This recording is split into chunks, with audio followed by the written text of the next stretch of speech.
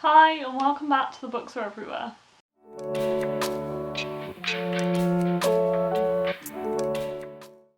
So welcome to a kind of spring themed video. I'm wearing this kind of spring summer themed outfit, and today I just thought I would show you some of the books that I want to get to this spring. I don't really set myself like monthly TBRs or really TBRs anymore unless I'm doing something like a readathon, but I do like to have an idea of what I want to read next, or whether I want to just go and pick something out of my TBR jar for a bit. This tends to revolve around buddy reads or like new books I have. Mainly I'd say buddy reads, or ones I want to get to for a specific reason, like there's another book coming out in the series. So yeah, I do have kind of a rough idea in my head of what I want to read this kind of spring, and today I'm just going to show you some of those books and explain why I do want to read them very soon. I love filming this time of day, but the sun going in and out sometimes can be really annoying, so I do apologise because the sun is on the front of the house and then the light might change a bit.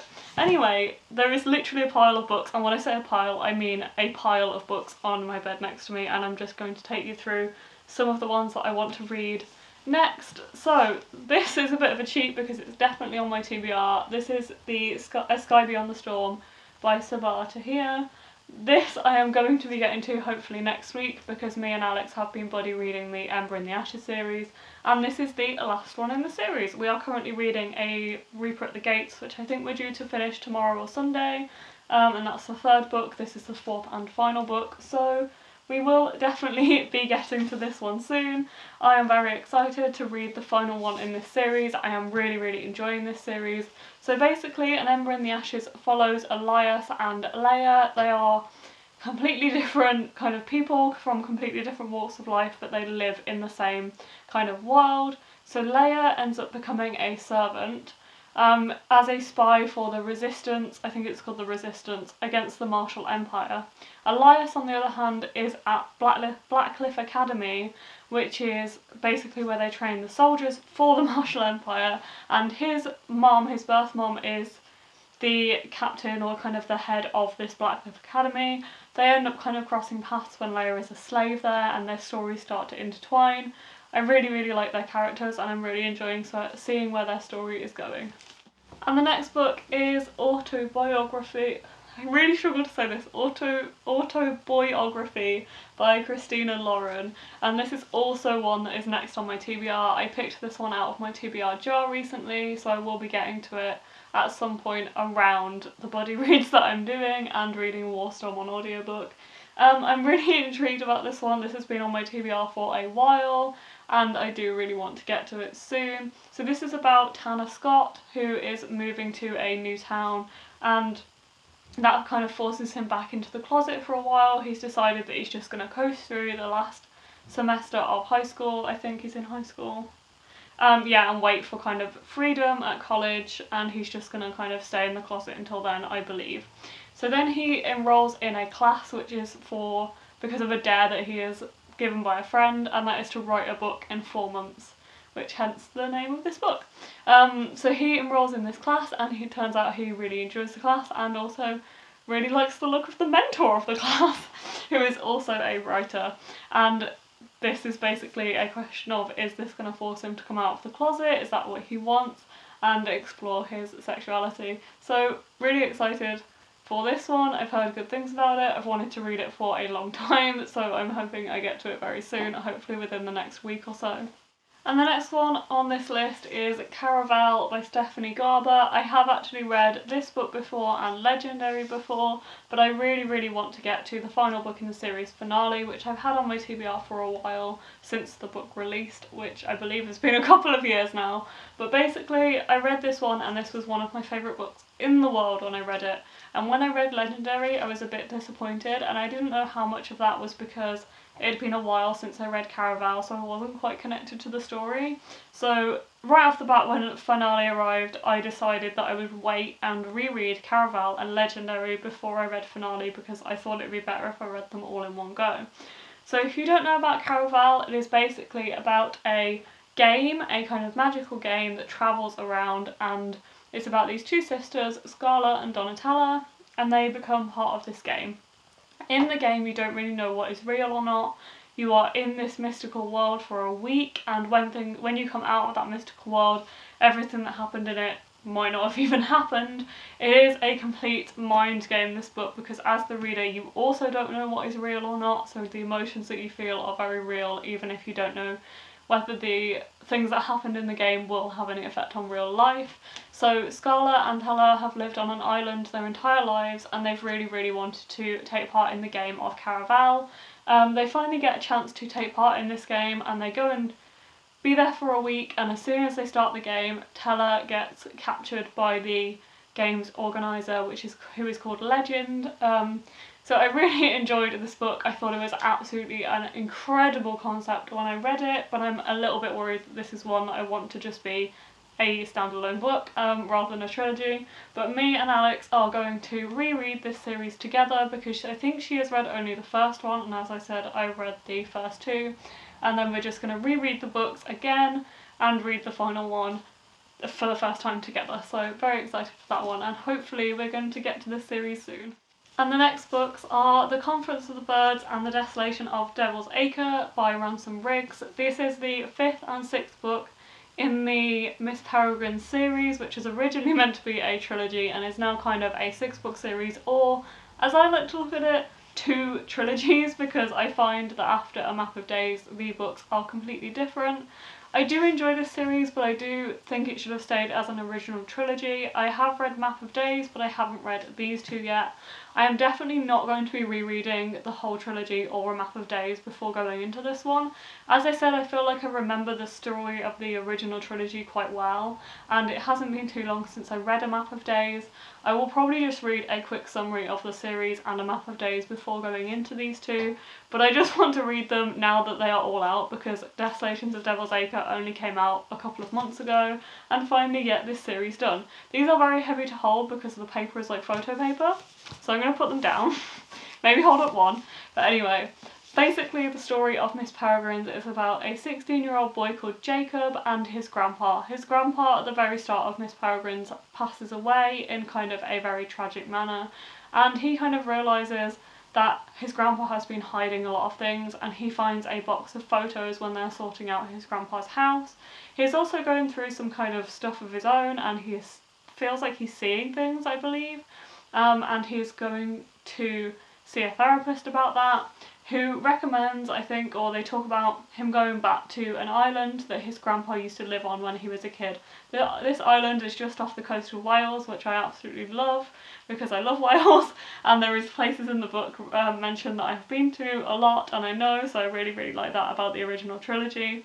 So he goes to this island and he stays on this island, and a lot of weird stuff happens on this island, and he finds a kind of portal that takes him into what the island was like in the 1930s, and the story kind of escalates from there. He finds he is stuck in a time loop and a lot of things happen. I've always found this story to be very original, but as I said, I do kind of wish it was stopped at the original trilogy. It kind of has a very definite ending that is left open but hopeful, and I appreciated that, and I don't feel like these other 3 books were really needed, but I do still enjoy Ransom Riggs' writing, and I do still find it quite original, and I enjoy seeing where the characters from Miss Peregrine's have gone on after the trilogy, so I will be reading this at some point. The next one I want to get to this spring is Rule of Wolves by Leigh Bardugo. I'm not going to say too much about this book because it is not only the 2nd book in the King of Scars duology, it is also quite far down in the world of the Grecias. So the Grecia trilogy, or Shadow and Bone, was the kind of original Grecia books, and then there's Six of Crows and Crooked Kingdom, and I kind of see the timeline in order of the Grecia trilogy and then Six of Crows and then these books. So I'm not really going to say too much about this book or King of Scars, which I also want to read this spring because I need to reread it before I read Rule of Wolves. Essentially, I read these books in very much the wrong order. I read Six of Crows and Crooked Kingdom, which I absolutely loved, but I found it a little bit hard to get into, which makes sense because they are kind of set after the events of the Goose trilogy, although it is a duology in its own right. I then read King of Scars, which basically spoiled some of the Greece trilogy for me, but I knew I still wanted to read it. So I read that when it first came out last year, and then I read the Greece trilogy later last year and I still really enjoyed it, even though I had spoiled a few things for myself. But I want to reread King of Scars, having read the Grisha trilogy and going into that with a new mindset, and then read Rule of Wolves. So this kind of follows some of the characters from Six of Crows and from the Grisha trilogy on a new journey, and Rule of Wolves kind of follows on from that and brings the band back together. So I'm very excited to finally finish up this duology and maybe the books in the Grisha world. The next one I want to read is Blood and Honey by Shelby Mcgiren. I absolutely love Serpent and Dove, which I read I think in September last year, like late summer last year. I finally got around to reading Serpent and Dove and I absolutely loved it. It was one of my favourite books of last year. I think it was my second favourite, just about Pip to the Post by Addie LaRue, but I still absolutely loved Serpent and Dove. I've had Blood and Honey since it came out in October because I got the lovely Fairy Loot edition, but I decided I didn't want to read it quite yet because I kind of thought at the time I wanted to read this one in March and have 6 months between reading Serpent and Dove and this one, and 6 months between reading this one and Gods and Monsters, and that hopefully I won't kind of forget too much that happens in between each book. But it's now April and I do still want to read this one soon, and hopefully won't have forgotten too much about this one by the time Gods and Monsters comes out, and I can read that basically on release and not forget too much about it. So that's kind of the plan. So Serpent and Dove, which I also have the Fairy Loot edition of here, this is a absolutely beautiful story that is kind of set in what I think of as a French city. I think it's inspired by a French city. And this is about the story of Lou and, why have I forgotten his name, Reed. And Lou is a witch living in a world where witches are kind of looked down upon, and Reed is one of the people that is tasked to kind of kill the witches. So they are kind of enemies, really, and they are joined in a horrible stunt which means they have to get married. I can't exactly remember, even though I read this like 6 months ago, why they have to get married, but they are forced into a marriage, and it is basically an enemies to lovers romance where they're trapped in this marriage, and I just adore these two characters so much. Honestly, I don't really get hooked on characters like I did with these two, but I just adore them and their story, and I just found this was absolutely stunning in its writing, and the location was just so beautiful. I just love it so much. It also talks about food, and there's a scene in a patisserie very kind of not long into the book, about 60 pages into the book, and I got to that scene and I was like, I love this book. This is a book for me. So I definitely want to get to Blood and Honey very soon and finally carry on with this series. And the last books I have here are the Shadow Glass and the Heart Forger, by Rin Chapeko. These are the second and third books to the Bone Witch trilogy, which I read the Bone Witch back in November last year as part of Non-Binary November, as Rin is non-binary themselves.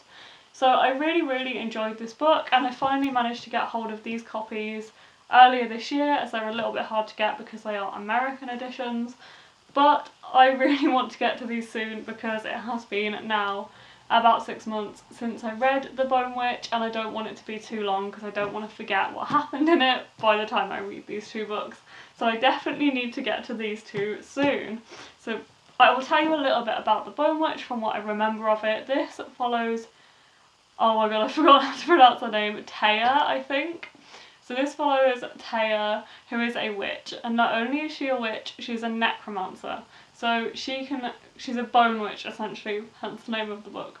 So she can kind of control and communicate with the dead in some form or fashion. Throughout this book, Taya kind of goes to this kind of academy, like this school, where she is trained to be an Asher. I really liked this. This kind of reminded me of Geisha.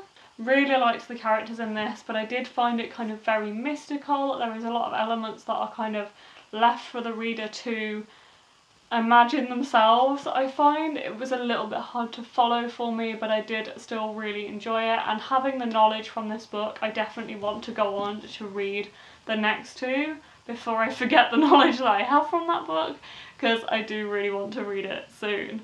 And I do feel like this is a trilogy that I will enjoy more with every book. That is the hopes that I have for it. Also, aren't these covers just absolutely stunning? I love these covers. They look beautiful together. So that is the Bone Witch trilogy that I definitely want to finish very soon. So that was my pile of books that I want to read this spring. As I said, this is a very loose TBR. I don't know how many of these that I'm going to get to because of other reading commitments and other things that I do want to take part in. But I do hope that I get to these very soon, at least by the summer. I don't think this is too ambitious to read these soon, but we will see what happens. Maybe I'll give you an update later in the year about whether I read these books or not. Anyway, I hope you enjoyed this video and learning about what is on my TBR kind of in the next couple of months. If you did, please give it a like and comment down below, maybe with some books that you want to get to soon in spring. And yeah, please subscribe to the channel if you want to see more like this and find out if I do actually manage to read these books. I will see you very soon with another video. Bye!